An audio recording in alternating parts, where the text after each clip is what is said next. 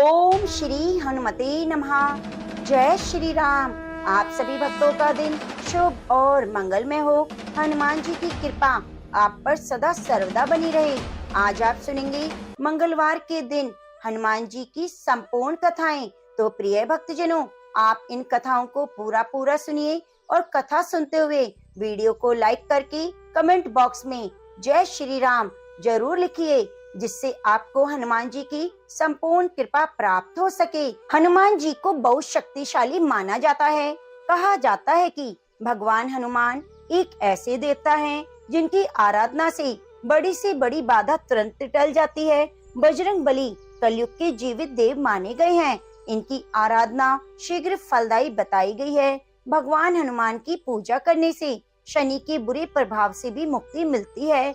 माना जाता है कि हनुमान जी अपने भक्तों की सभी पीड़ाओं और संकटों को दूर कर देते हैं। तो आइए कथा को सुनते हैं। एक नगर में एक वृद्धा रहती थी। उसका एक ही पुत्र था। उस वृद्धा की हनुमान जी पर बहुत गहरी आस्था थी। वह हर मंगलवार का व्रत रखती थी और हनुमान जी की पूजा आराधना करती। एक बार हनुमान जी ने अपनी भक्ति की उस वृद्धा महिला की श्रद्धा का परीक्षण करने का विचार किया। हनुमान जी साधु का वेश धारण कर वृद्धा के घर गए और पुकारने लगे, है कोई हनुमान जी का भक्त जो हमारी इच्छा को पूर्ण करे। तब आवाज उस वृद्धा के कान में पड़ी। वह पुकार सुनकर वृद्धा जल्दी से बाहर आई और साधु को प्रणाम कर बोली, आज्ञा महाराज। हनुमानधारी साधु बोले, मैं भूखा हूँ, भोजन करूँगा, तुम थोड़ी सी जमीन लीप दो।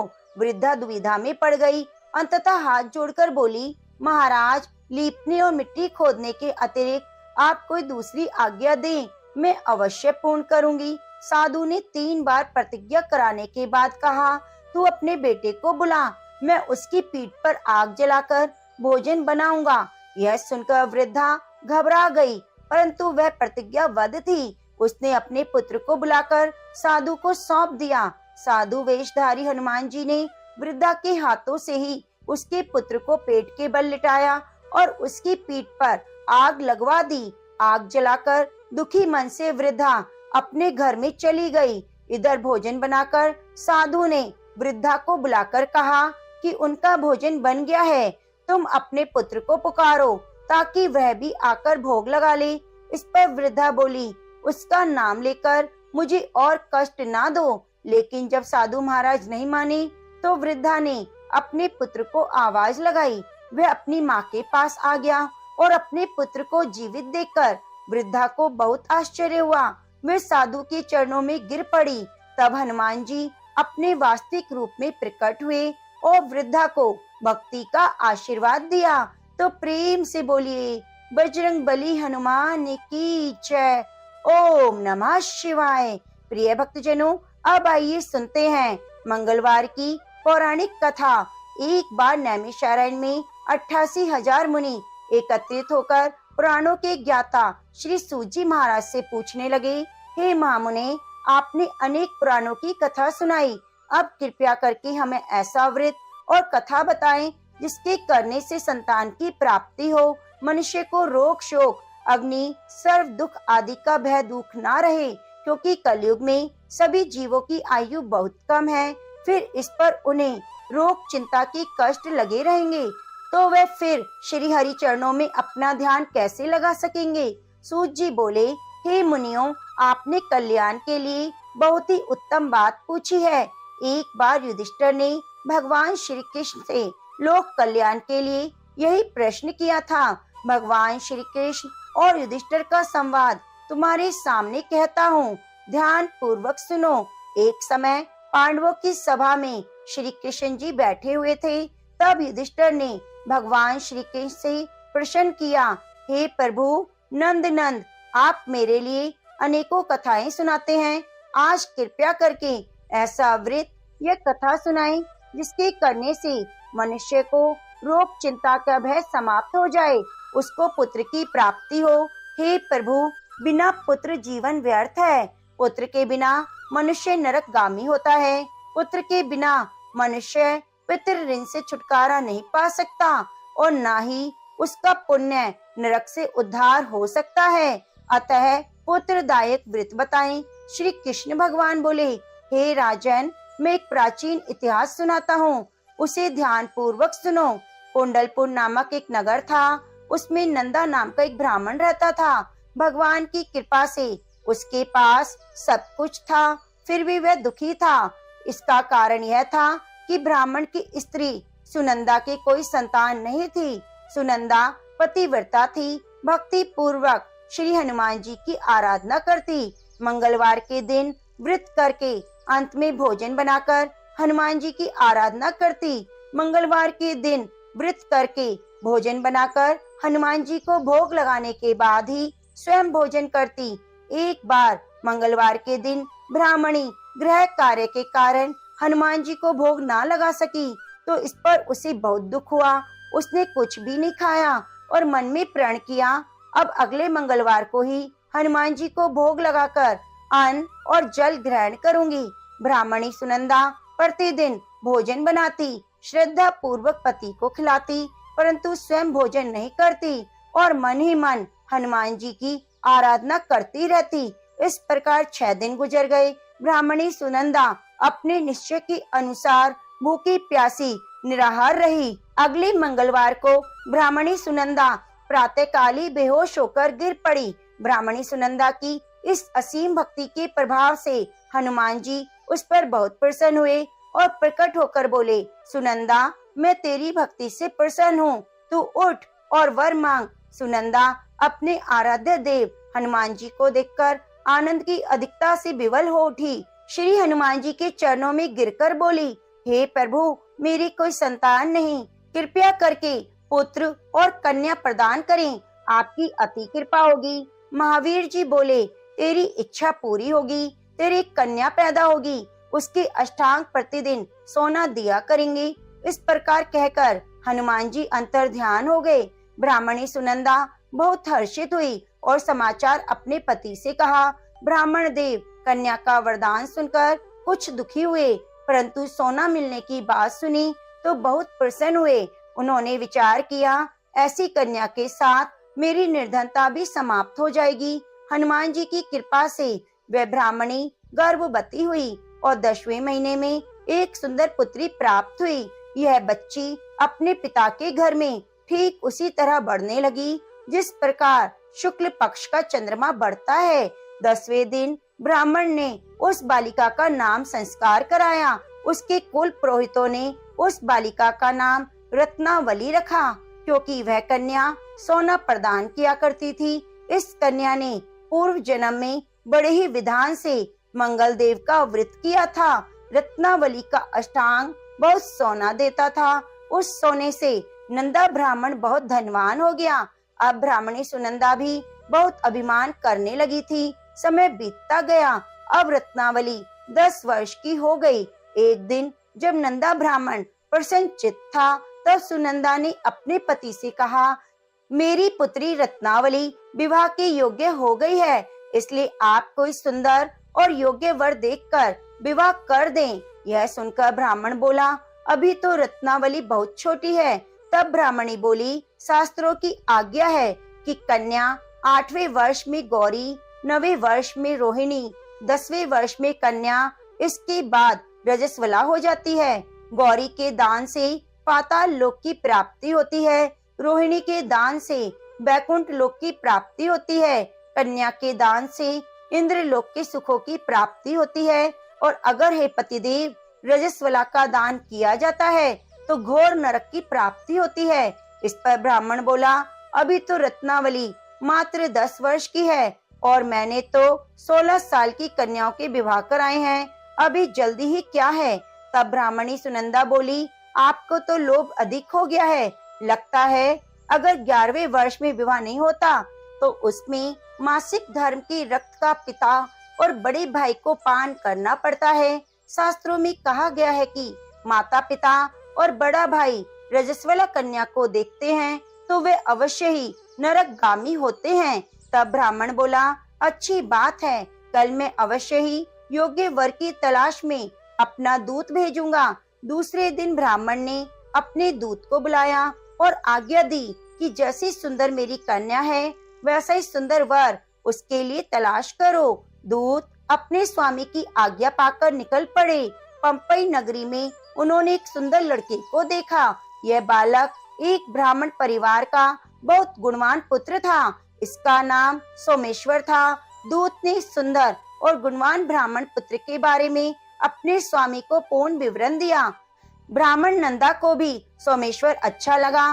फिर एक शुभ मुहूर्त में विधि पूर्वक कन्या दान करके ब्राह्मण संतुष्ट हुए, परंतु ब्राह्मण के मन में लोभ समाया हुआ था। उसने कन्यादान तो कर दिया पर बहुत खिन्न था। उसने विचार किया कि रत्नावली अब चली जाएगी, मुझे इससे जो सोना मिलता था वह नहीं मिलेगा। मेरे पास जो धन था कुछ तो इसके विवाह में खर्च हो गया, जो शेष बचा है वह भी कुछ दिनों में समाप्त हो जाएगा। मैंने तो इसका विवाह करके बहुत बड़ी भूल कर दी।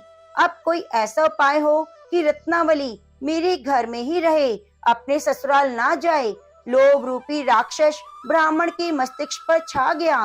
रात भर अपनी सैया पर बेचैनी से करवटें बदलते बदलते उसने एक बहुत ही क्रूर निर्णय लिया।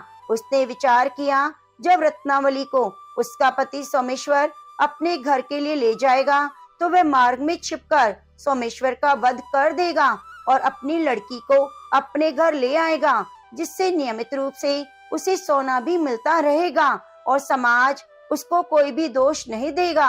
अब अगले दिन जब सुबह हुई तो नंदा और सुनंदा ने अपने जमाई और लड़की को बहुत सारा धन देकर विदा किया। सोमेश्वर अपनी पत्नी रत्नावली को लेकर ससुराल से अपने घर की तरफ चल दिया। ब्राह्मण नंदा लोभ के वशीभूत होकर अपनी मति खो चुका था। पाप पुण्य का उसे विचार नहीं रहा। अपने भयानक और क्रूर निर्णय को कार्य रूप देने के लिए उसने अपने दूत को मार्ग में अपने जमाई का वध कराने के लिए भेज दिया, ताकि रत्नावली से प्राप्त होने वाला सोना उसे हमेशा मिलता रहे और वह कभी निर्धन ना हो। ब्राह्मण के दूत ने अपने स्वामी की आज्ञा का पालन करते हुए उसके जमाई सोमेश्वर का मार्ग में ही वध कर दिया। समाचार प्राप्त कर ब्राह्मण नंदा मार्ग में पहुंचा और रोते हुए अपनी पुत्री रत्नावली से बोला, हे पुत्री, मार्ग में लुटेरों ने पति का वध कर दिया है। भगवान की इच्छा के आगे किसी का वश नहीं चलता। अब तू घर चल, वहाँ पर ही रहकर शेष जीवन व्यतीत करना। जो भाग्य में लिखा है वही होगा। अपने पति की अकाल मृत्यु से रत्नावली बहुत दुखी हुई। करुण क्रंदन और रुदन करती हुई अपने पिता से बोली, हे पिताजी, इस संसार में जिस स्त्री का पति नहीं उसका जीना व्यर्थ है। मैं अपने पति के साथ ही अपने शरीर को जला दूंगी और सती होकर अपने इस जन्म को, अपने माता पिता के नाम को और सास ससुर के यश को सार्थक करूंगी। ब्राह्मण नंदा अपनी पुत्री रत्नावली के वचनों को सुनकर बहुत दुखी हुआ। विचार करने लगा, मैंने व्यर्थ ही जमाई के वध का पाप अपने सर पर ले लिया। रत्नावली तो उसके पीछे अपने प्राण तक देने को तैयार है। मेरा तो दोनों तरफ से मरण हो गया। धन तो अब मिलेगा नहीं, जमाई वध के पाप भी मिल गया, यम यातना भुगतनी पड़ेगी। यह सोचकर वह बहुत दुखी हुआ। सोमेश्वर की चिता बनाई गई। रत्नावली सती होने की इच्छा से अपने पति का सिर अपनी गोद में रखकर चिता में बैठ गई। जैसे ही सोमेश्वर की चिता को अग्नि लगाई गई, वैसे प्रसन्न होकर मंगलदेव वहां प्रकट हुए।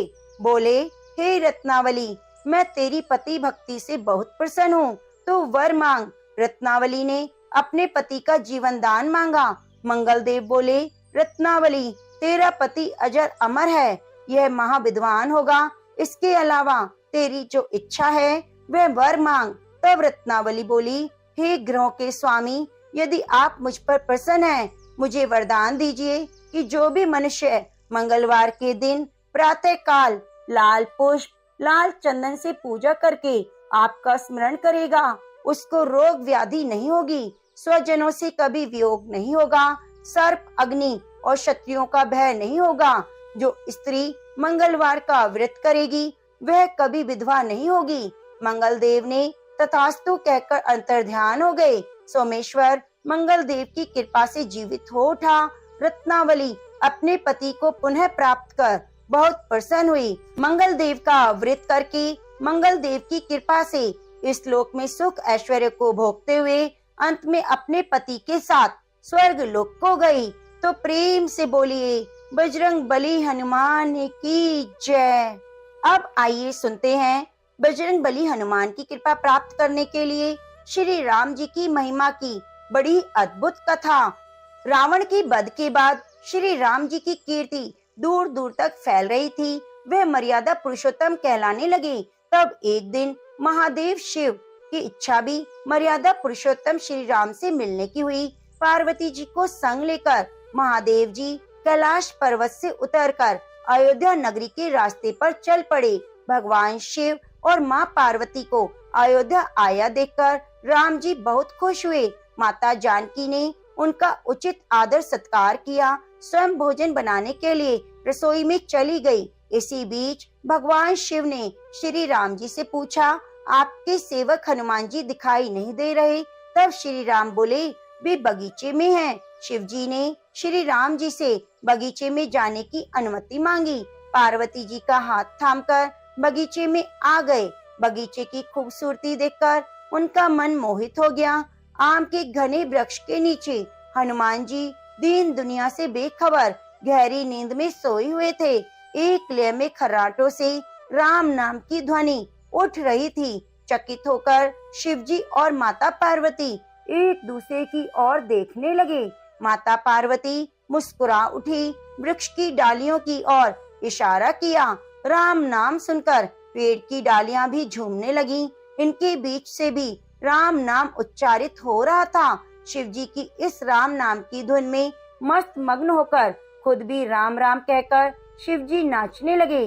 माता पार्वती भी अपने पति का अनुसरण करने लगी और अपने कोमल पैर थिरकाने लगी। शिव जी और माता पार्वती के नृत्य से ऐसी झनकार उठी कि स्वर्ग लोक के देवता गण भी आकर्षित होकर बगीचे में आ गए और राम नाम की धुन में सभी मस्त हो गए। माता जानकी भोजन तैयार करके प्रतीक्षा कर रही थी, परंतु संध्या गिरने पर भी अतिथि घर नहीं पधारे।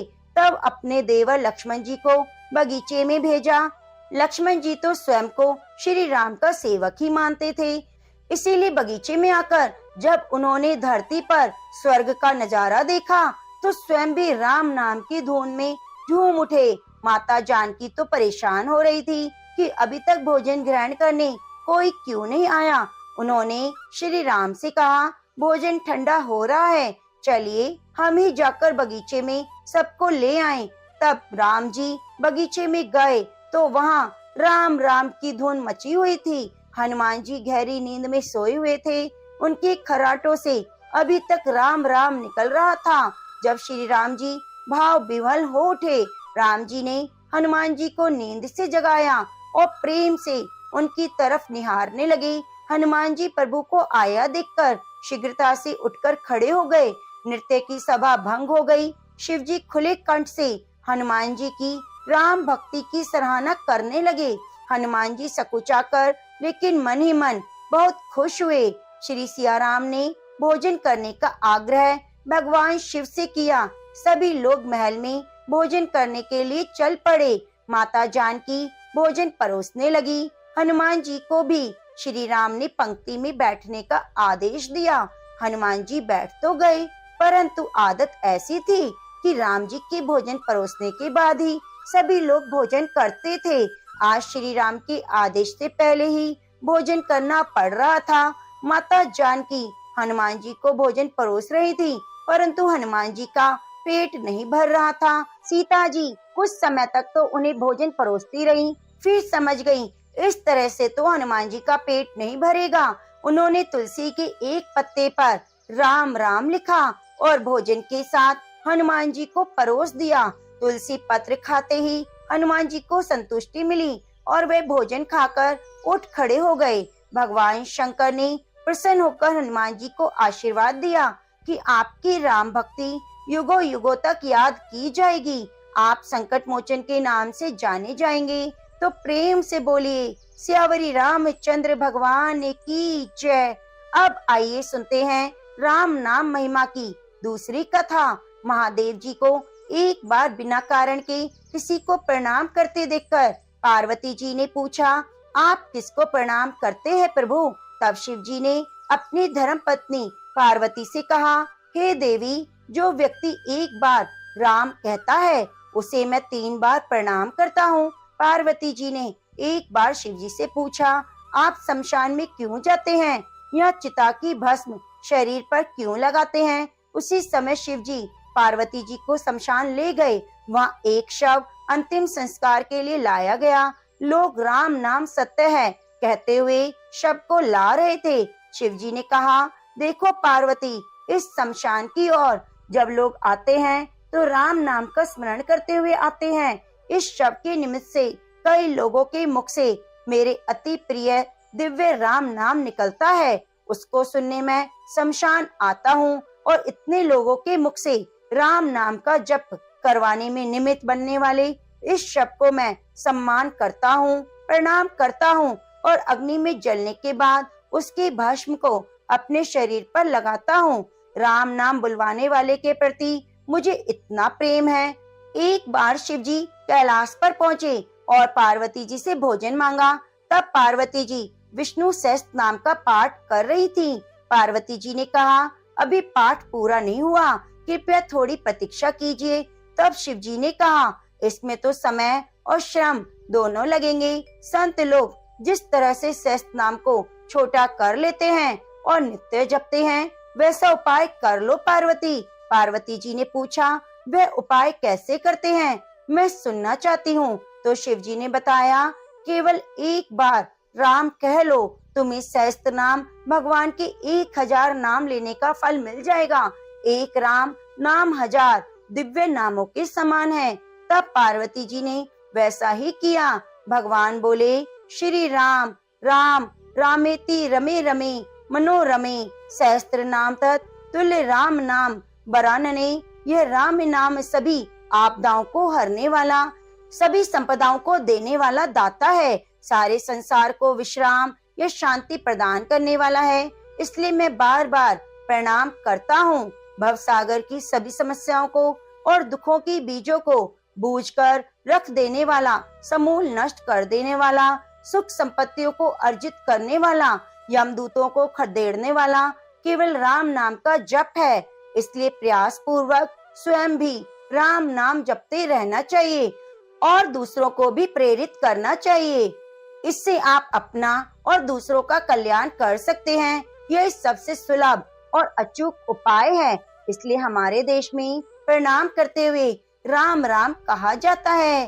तो प्रेम से बोलिए, सियावरी रामचंद्र भगवान की जय।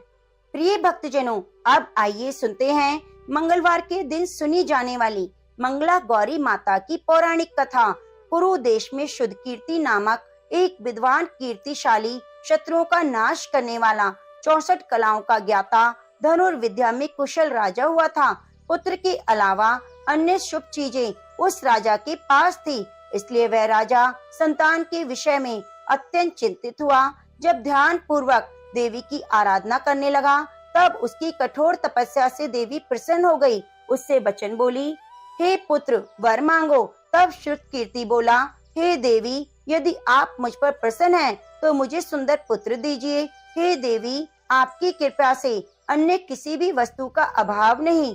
तब उनका यह वचन सुनकर पवित्र मुस्कान वाली देवी ने कहा, राजन, तुमने अत्यंत दुर्लभ वर मांगा है, फिर भी कृपावश मैं तुम्हें अवश्य दूंगी। किंतु हे राजन, सुनिए, यदि परम गुण पुत्र चाहिए तो वह केवल 16 वर्ष तक जीवित रहेगा। यदि रूप और विद्या से पुत्र चाहते हो तो वह दीर्घ जीवी होगा। देवी का वचन सुनकर राजा चिंतित हो उठा और पुनः अपनी पत्नी से परामर्श करके उसने गुणवान और सभी शुभ लक्षणों से संपन्न 16 वर्ष वाले पुत्र की कामना की। तब देवी ने भक्ति संपन्न राजा से कहा, हे नृपनंदन, मेरे मंदिर के द्वार पर आम का वृक्ष है, उसका एक फल लाकर मेरी आज्ञा से अपनी पत्नी को भक्षण करने हेतु प्रदान करो, जिससे वह शीघ्र ही गर्भ धारण करेगी, इसमें संदेह नहीं। प्रसन्न होकर राजा ने वैसा ही किया। उसकी पत्नी ने गर्भ धारण किया। 10वें महीने में उसने देव तुल्य सुंदर पुत्र को जन्म दिया। तब हर्ष और शोक से युक्त राजा ने बालक का जात कर्म आदि संस्कार किया और शिव का स्मरण करते हुए उसका नाम चिरायु रखा। इसके बाद पुत्र के 16 वर्ष होने पर पत्नी सहित राजा चिंता में पड़ गए। विचार करने लगे, यह पुत्र बड़े कष्ट से प्राप्त हुआ है, इसकी दुखद मृत्यु अपने ही सामने कैसे देखूंगा। ऐसा विचार करके राजा ने पुत्र को उसके मामा के साथ काशी भेज दिया। प्रस्थान के समय राजा की पत्नी ने अपने भाई से कहा कि आप मेरे पुत्र को काशी ले जाइए। मैंने भगवान मृत्युंजय से अपने पुत्र की प्राप्ति से पहले प्रार्थना की थी और कहा था, हे विश्वेश, हे जगतपति, मैं आपकी यात्रा के लिए अपने पुत्र को अवश्य भेजूंगी, अतः आप मेरे पुत्र को आज ही ले जाइए और सावधानी पूर्वक इसकी रक्षा कीजिएगा। अपनी बहन की बात सुनकर भांजे के साथ वह चल दिया। कई दिनों तक चलते चलते वह आनंद नामक नगर में पहुंचा। वह सभी प्रकार की समृद्धि से संपन्न वीरसेन नाम वाला राजा रहता था। उस राजा की एक सर्व लक्षण संपन्न युवा अवस्था प्राप्त मनोहर और रूप लावण्य में मंगला गौरी नाम की कन्या थी। उत्तम सौंदर्य अभिवृत्ति को प्राप्त वह कन्या किसी समय सखियों के साथ नगर के उपवन में क्रीड़ा के लिए गई हुई थी। उसी समय वे चिरायु उसका मामा दोनों वहां पहुंच गए और उन कन्याओं को देखने की लालसा से वहीं विश्राम करने लगे।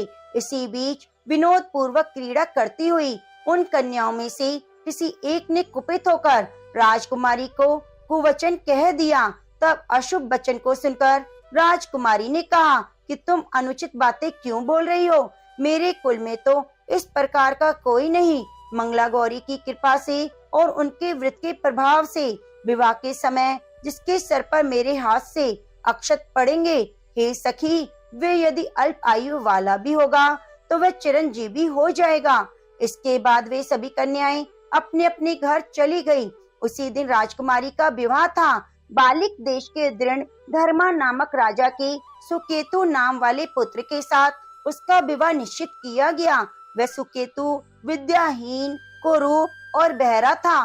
तब सुकेतु के साथ आए हुए उन लोगों ने विचार किया, इस समय कोई दूसरा श्रेष्ठ वर ले आना चाहिए और विवाह संपन्न हो जाने के बाद वह सुकेत पहुंच जाए। तो उन लोगों ने चिरायु के मामा के पास जाकर याचना की, आप इस बालक को हमें दे दीजिए जिससे हमारा कार्य सिद्ध हो जाए। इस पृथ्वी पर परोपकार के समान दूसरा धर्म नहीं। तब उनकी बात सुनकर चिरायु का मामा मन ही मन प्रसन्न हुआ, क्योंकि इसने उपवन में पहले ही कन्या मंगला गौरी की बात सुन ली थी। फिर भी उसने एक बार कहा कि आप लोग इसे किस लिए मांग रहे हैं? कार्य की सिद्धि हेतु वस्त्र अलंकार आदि मांगे जाते हैं, वर तो कहीं नहीं मांगा जाता। तथापि आप लोगों का सम्मान रखने के लिए मैं दे रहा हूँ। इसके बाद चिरायु को वहां ले जाकर उन लोगों ने विवाह संपन्न कराया। सप्तबदी आदि हो जाने पर रात्रि में शिव पार्वती जी की प्रतिमा के सामने चिरायु ने हर्ष युक्त होकर मंगला गौरी के साथ शयन किया। उसी दिन चिरायु के 16 वर्ष पूर्ण हो चुके थे। अर्धरात्रि में साक्षात काल सर्प रूप में वहां आ गया। इसी बीच संयोगवश राजकुमारी जाग गई। उसने उस महासर्प को देखा और भय से व्याकुल होकर कांपने लगी। तभी कन्या ने धैर्य धारण किया, 16 उपचारों से सर्प की पूजा की और पीने के लिए दूध दिया। उसने दीनता भरी वाणी में सर्प की प्रार्थना की और स्तुति की। मंगला गौरी प्रार्थना करने लगी कि मैं उत्तम व्रत को करूंगी जिससे मेरे पति जीवित रहें, जिस तरह से चिरकाल तक जीवित रहें, आप वैसा कीजिए। इतने में सर्प वहां स्थित एक कमंडल में प्रवेश कर गया। उस मंगला गौरी ने अपनी कंचुकी से उस कमंडल का मुंह बांध दिया। इसी बीच उसका पति अंगड़ाई लेकर जाग गया। अपनी पत्नी से बोला, प्रिय, मुझे भूख लगी है।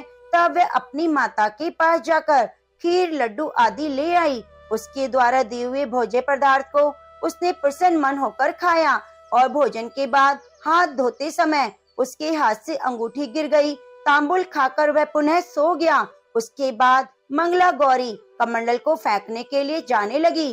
विधि की कैसी गति कि कमंडल में से बाहर की ओर जगमग करती हुई हार कांति को देखकर वह आश्चर्यचकित हो गई।